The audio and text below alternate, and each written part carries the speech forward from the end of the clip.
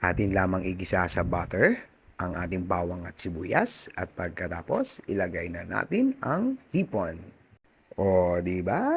Walang kapagod-pagod yan. At kapag naigisa na natin ang ating hipon at nagkulay orange na, pwede na yan. Palabasin lang natin ang kanyang tubig at pagkatapos ay ilagay na natin ang paste. Tama, paste nga ang ginamit ko dyan. At syempre, hindi mawawala yung tubig na may asukal. Hindi na tayo gumamit ng soft drinks dahil sa budget conscious tayo. At syempre, parehas lang naman ang lasa niyan. Yung kanyang timpla na alat at tamis, ikaw na ang bahala, mami. Kapag natimplahan na, ilagay na natin ang paste. At atin nang imekos-mekos yan.